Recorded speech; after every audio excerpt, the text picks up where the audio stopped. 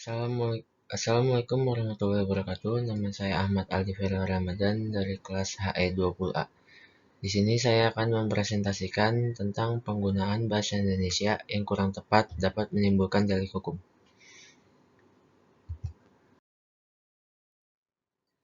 Pengertian. Metode penelitian kualitatif adalah metode yang lebih menekankan pada aspek pemahaman secara mendalam terhadap suatu masalah. Metode penelitian kualitatif lebih menggunakan teknik analisis di dalam permasalahan ini yang dimana dalam penggunaan bahasa Indonesia jika tidak sesuai dapat menimbulkan suatu delik hukum, di mana dalam halnya rasisme yang dilakukan di sosial media dan pencemaran nama baik yang banyak dilakukan antara pejabat dan warga sipil. Metode penelitian kualitatif adalah metode yang lebih menekankan dalam aspek pemahaman secara mendalam terhadap suatu masalah. Di kalangan sosial media, banyak rasisme yang dilakukan. Awalnya mereka hanya menganggap bahwa itu hanyalah candaan belaka, tetapi dari situ dapat menimbulkan suatu permasalahan hukum. Di Indonesia, kasus rasisme di sosial media sudah sangat banyak. Subjek yang kita bahas adalah banyak perilaku masyarakat Indonesia yang masih rasis terhadap suatu golongan atau kelompok. Contoh kasus, di Indonesia kasus rasisme di media sosial sudah sangat banyak. Sebagian contoh rasisme yang banyak terjadi diberikan kepada warga Papua. Adapun contoh lain yang banyak kita temui di Indonesia adalah body shaming, yang dimana seseorang mengejek dengan mengomentari bentuk tubuh seseorang seperti memiliki mata tidak simetris, pesek, dan lain-lain.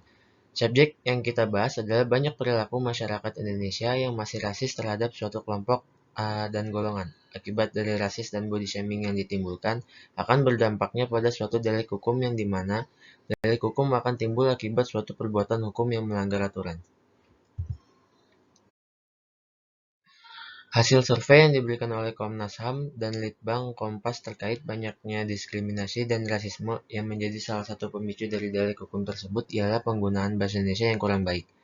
Dan dari hasil survei tersebut, kita bisa melihat bahwa kasus seperti ini sering terjadi dan tidak bisa dibiarkan terus-menerus terjadi. Karena dikhawatirkan dapat menimbulkan perpecahan antara ras dan etnis yang tersebar di belahan dunia, yang memiliki perbedaan dan cirinya masing-masing. Dari sekian banyak kasus yang terjadi dan bermacam-macam bentuknya yang dipicu oleh penggunaan bahasa yang kurang baik, dari sini kita dapat mengambil pelajaran yang sangat penting untuk modal dalam hidup kita. Dengan ini, kita dapat mengetahui bahwa setiap orang memiliki respon dan ketersinggungannya masing-masing, yang menyadarkan kita untuk tidak memukul rata atau menilai semua orang memiliki respon yang sama atas apa yang telah kita lakukan. Lalu kita juga mendapatkan pelajaran penting lainnya yaitu tentang penggunaan bahasa yang baik. Kesimpulan, berdasarkan dari pembahasan di atas, dapat kita simpulkan bahwa penggunaan bahasa Indonesia berpengaruh besar dalam interaksi sosial, karena setiap orang memiliki penggunaan bahasa Indonesia yang berbeda.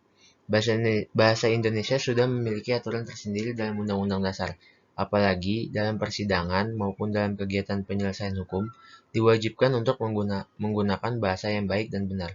Penggunaan bahasa Indonesia yang kurang baik menyebabkan delik hukum baik pada media sosial maupun pada kehidupan sehari-hari, karena dapat menimbulkan terjadinya pengiringan opini, rasisme, hoaks, dan pencemaran nama baik, body shaming, dan tindakan lain yang dapat merugikan berbagai pihak termasuk diri sendiri. Sekian dari presentasi saya, kurang lebihnya mohon maaf. Wassalamualaikum warahmatullahi wabarakatuh.